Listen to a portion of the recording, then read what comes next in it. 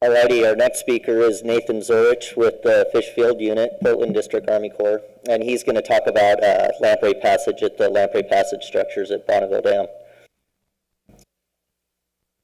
Nathan. Thanks for the introduction, Ricardo. As you mentioned, my name's Nathan. I work at the Fish Field Unit alongside Kyle, and Darren's going to follow me up here too. So we're happy to be here and really proud to support AFEP. I'd like to thank my co-authors. Kerrie Gibbons couldn't make it today because her daughter's sick, but other folks are around, so feel free to talk to them as well. What I'm going to talk to you about is lamprey passage at Bonneville, specific to these lamprey passage structures. LPSs are lamprey-specific fishways, and this slide is an example of a modification made to the Radford Island exit.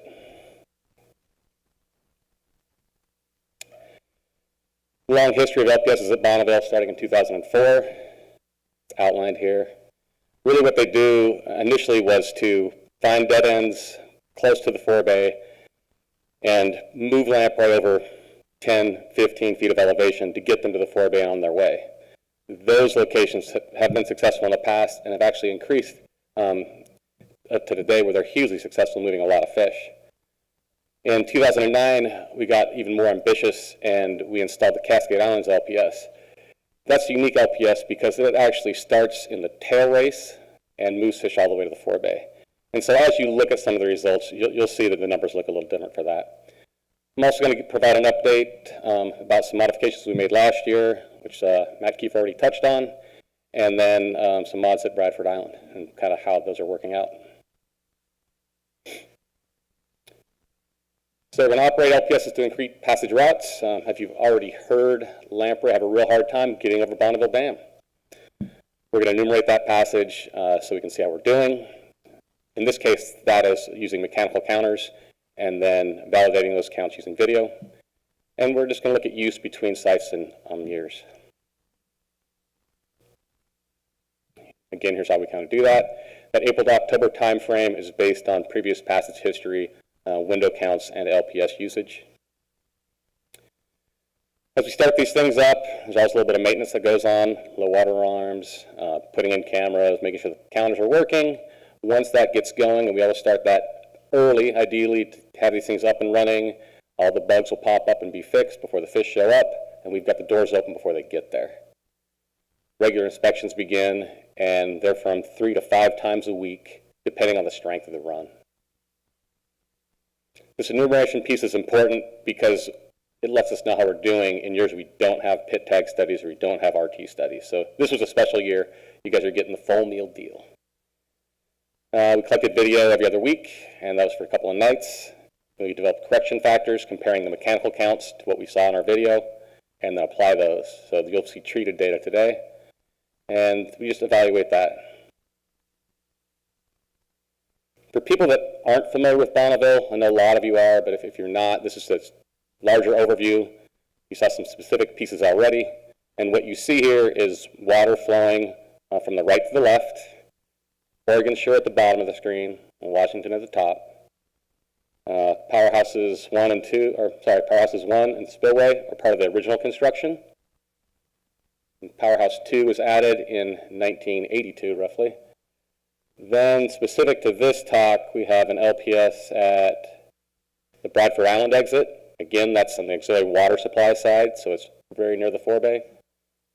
Cascade Island starts down here and deposits fish to the forebay. And you've seen a lot of detail about Washington Shore already.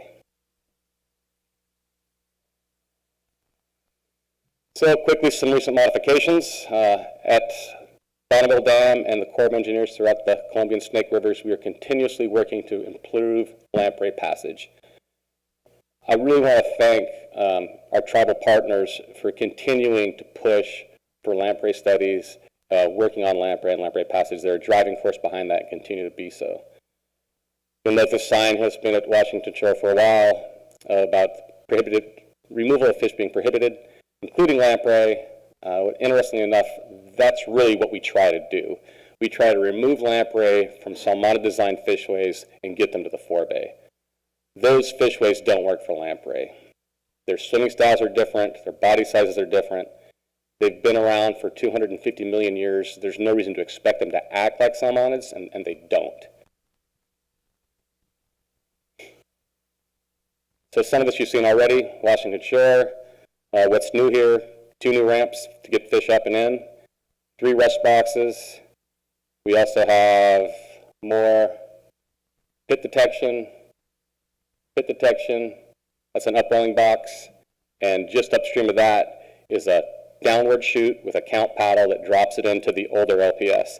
And you can kind of see the shiny aluminum versus the older gray aluminum. So that's sort of new system feeding into old. We also used off-the-shelf irrigation pipe for a long traversing section. So we're trying to kind of take these things from being super customized into finding some more general pieces we can use. Part of that modification from 2017, they actually changed the angle of the exit pipe at Washington Shore from 45 degrees to 55 degrees. As we were doing some video observation looking at behavior, we noticed fish were glancing the wall. So they're falling from that pipe and kind of seeing wet marks on that wall and weren't sure what was going on. We looked a little closer. We saw fish come out and actually hit the far wall. Not a great situation, obviously. So a quick fix was to add some fish screen curtain around that so that fish would drop into the center of the fishway. Essentially what happened was we added a lot of bar screen to this so they wouldn't attach, and they didn't, and they moved really rapidly through that, and so that velocity was putting them further out in the fishway. So one of the fixes for that came from kind of a brainstorming idea, and I believe it was Brian Bissell that said, hey, what if we just had them drop into a bucket or something and then allow that to overflow and the fish could come out of that. We know there was some good chance of this working because we've had some accidents with lamprey where water got backed up and spilled out of a container and they went with it. Once at John Day Dam and then again at Washington Shore in 2017 with a lot of fish were moving through. So the good news is this worked. The fish that we watched come through this spent about 5 minutes in there and then flopped out. This is based on video. The downside was as water temperatures increased, we saw fish not only attached to the side of this box, but some fish were able to attach and then climb back into the box. So lamprey will make a fool of you every time. Radford Island modification I mentioned earlier. Picture on the left is the old PVC pipe. Worked all right. The problem was it just kind of pointed fish a little bit close to the riprap. And that's this riprap here. So when water levels were high, flow rate was high, it was fine. As they lowered through the year, that riprap just started getting a little bit too close for comfort. The other issue is this is the exit of Radford Island. You can see some flow vectors flowing back down into that, and there's always concern about these fish getting sucked back into a fishway and either falling back out or just spending more time in there than they need to. So the new slide is twice as long as the old one. We can change its direction and its angle. You'll notice in the picture to the right gives you a sense that it's actually made of grooved plastic to prevent attachment. That worked well for about half of the year. Later on in the year, we did notice fish started to attach again, and not a small proportion. We did some little brief pilot studies to see that quite a few fish were attaching, and they were able to hold. So we increased the angle of that, increased the water velocity. They didn't really care too much. The good news is that they will move through eventually, and they tended to pass just fine. So we still have some challenges ahead. This is a look. Let me go back one. You see this camera box on top. I'm just going to zoom into there. So inside that camera box is that paddle in the center picture. As fish pass through there, there's no water flowing in this picture, but imagine that there is. They're going to slide past there. They hit the paddle. That paddle's attached to that axle. Ooh, go back. Picture on the right shows a proximity detector. As that Ferris tab moves out of the way, it sends a pulse to our counter. Our counter indicates that, it converts that to a count, essentially. Picture on the left shows a shock absorber. A lot of the previous paddle designs, there'd be some chatter in the paddle, or it'd swing open really far and then bounce up and down. So the engineers added a shock absorber to try to reduce that. So that for every one fish that passes, ideally we're counting one fish through.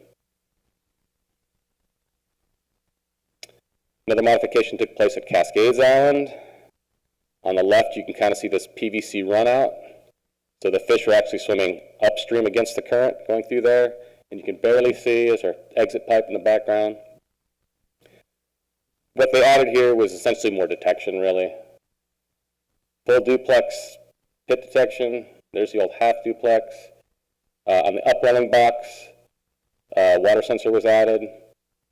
There's our counter and transceivers for the pit detection.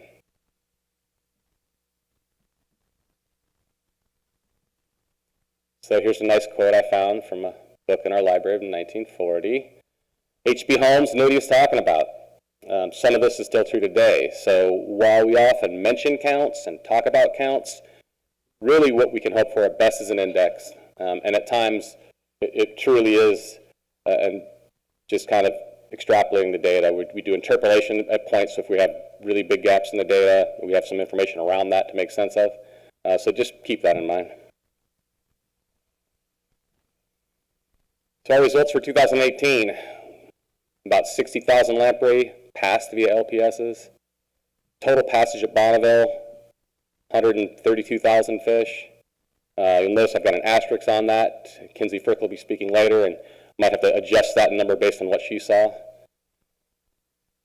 One of the things I'm really interested in are routes of passage and why these fish are choosing different routes and what that looks like over time. And, you know, are we being successful? Are we passing more fish, or are we just passing kind of the same fish? Additive versus sort of compensatory passing here.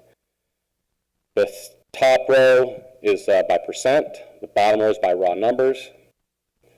Cascade Island, again, not a big number, but these fish are going from the forebay, or the tail race all the way to the forebay. Washington Shore window, Washington Shore LPS, Radford Island window, Radford Island LPS. Got a lot of fish collected for research and translocation this year. And the other takeaway besides just kind of the raw numbers and proportions I want you to notice about this slide is that the counts, night counts are difficult to do. Lamprey are difficult to count in general. Night counts are tough. Night counts at Washington are some of the most confusing data that I have to try to deal with and make sense of. So I'm just trying to be transparent about this. And so if you look at Radford Island, 25,000 during the day, 22,000 at night. Washington Shore was 18,000 a day, but only 2,000 at night. So that's pretty odd. Having some history with these counts, I also know that there are certain years you can look back at the record, and when you compare day counts to night counts at Washington Shore, you can end up with a net negative count for the entire season. So that tells you something's going on there. We generally attribute this to recycling of fish moving up past the count station, undetected, uncounted, and then falling back down through that. And RT shows us that they go up and through there multiple times. Some of the resolution we haven't had in the past, but looking forward to learn more about that.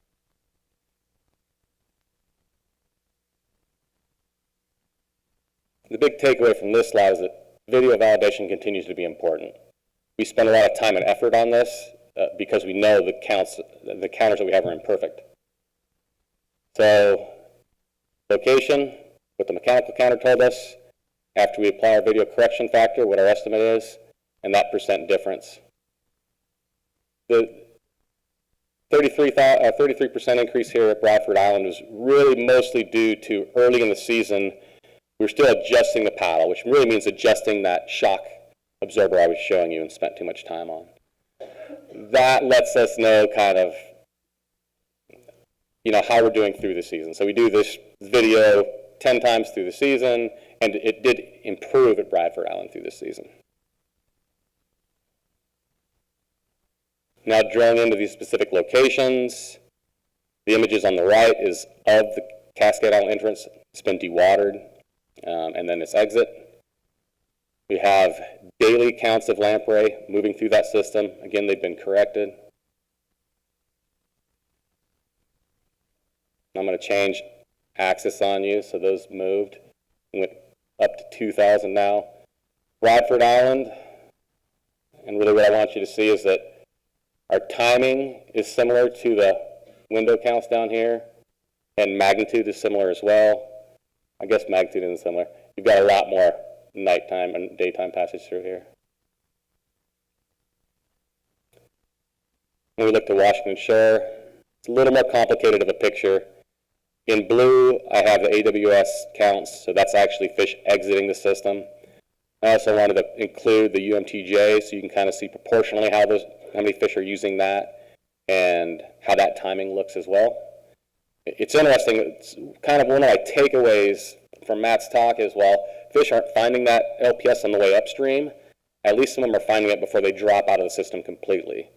So it gives me hope that the passage that we're seeing there might be additive rather than compensatory. Another important aspect are the counts at Washington Shore, the window itself, so the lower gray graph. You'll notice that timing's kind of similar, magnitude's entirely different.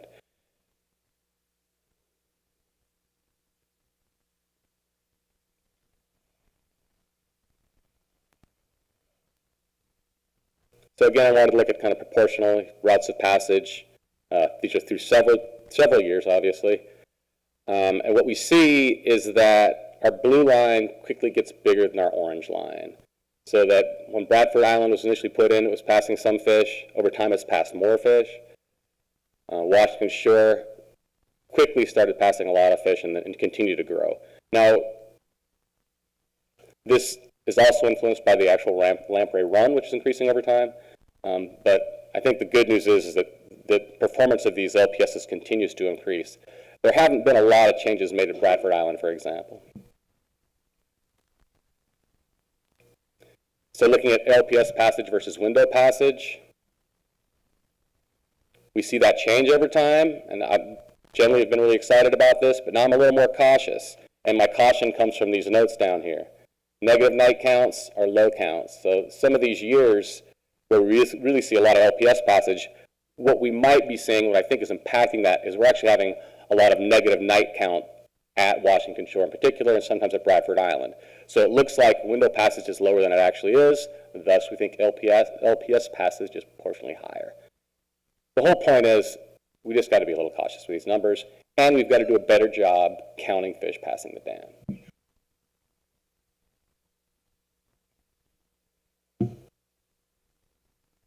As lamprey continue to use these LPSs, it becomes more important to integrate those counts into what we put out to the public. So if you go to the website right now and you look at lamprey counts, you're going to be looking at daytime window counts. That's what that blue line is. On the right-hand side, what you'll see is that blue line, and then in addition to that, if we added in the LPS counts, what would that look like? And I'd also like to point out that we had a really strong year this year. 2018 was quite strong, but not as strong as 2017. Looking back through time, what I noticed is, and I didn't hear a lot of people talking about this, but 2017 was the 6th largest lamprey run that we've seen at Bonneville Dam since we've been counting fish there. I think that's a huge deal. I'm really happy to see that. And I think that there's some researchers in the room. I noticed Josh was here earlier. Marascus wrote a paper looking at forage fish in the ocean and how that might affect the cyclic lamprey runs that we see at Bonneville Dam. And I think this increase in lamprey really does something to support what he talks about in that paper. So I'd be happy to talk to anyone about that, or you can just go talk to Josh. He's right back there. Finally, I didn't include any videos in this talk, but I do collect a lot of small videos, 30-second, 1-minute videos of lamprey behavior at the projects. And these are really important because it might not be talking about measurable aspects of lamprey swimming ability, but it does show you how they act in ways that are different than salmon. So I'm hoping that you all go to my YouTube channel, Nathan Z-Man, and subscribe, because I only have 5 subscribers right now. That is not enough to get me YouTube rich. All right, people? Come on, help me out. That's all I have. Questions for Nathan?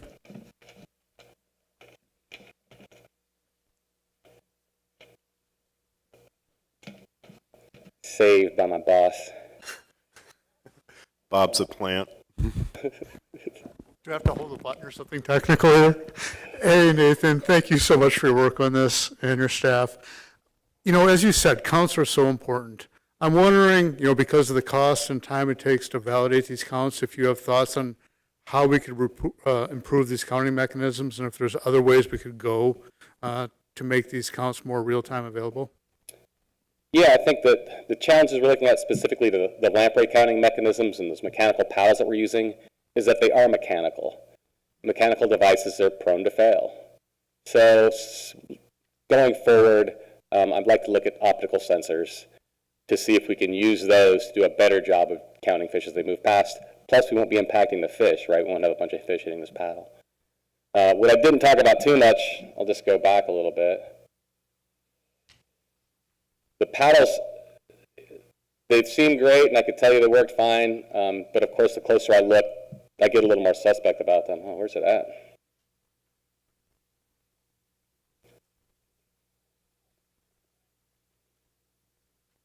So one great thing about having these large camera boxes and spending all this time and energy watching this video is we do learn about fish behavior.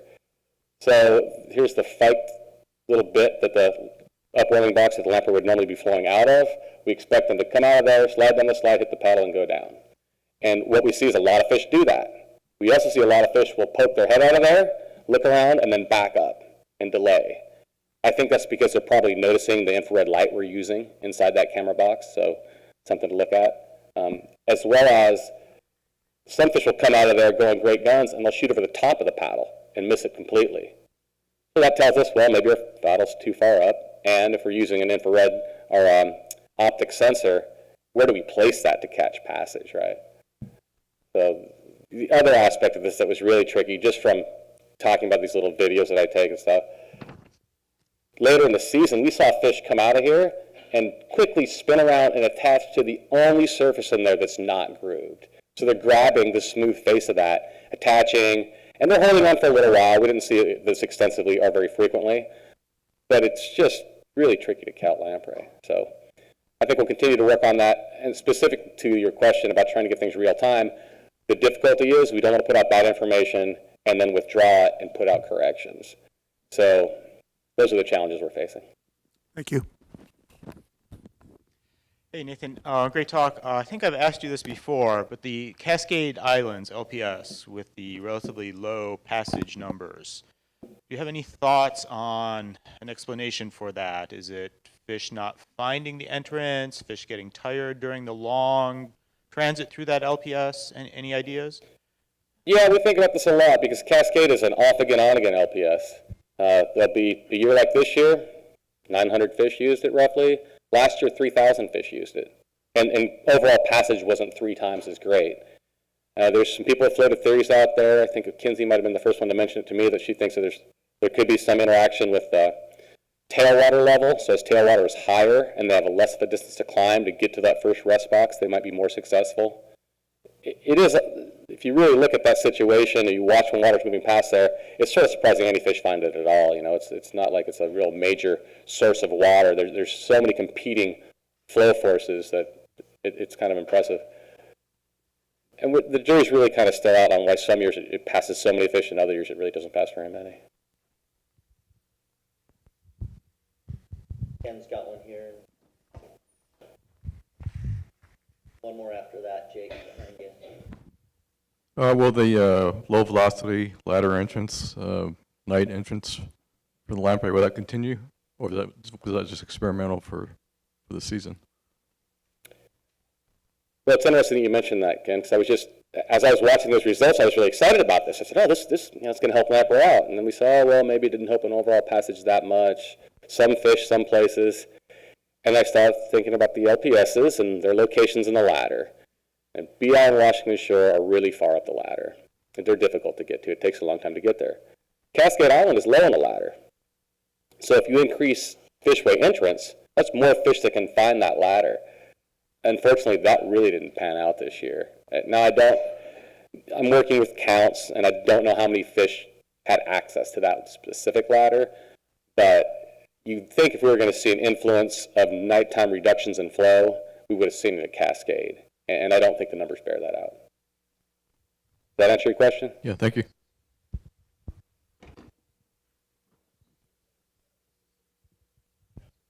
Behind you, Jake.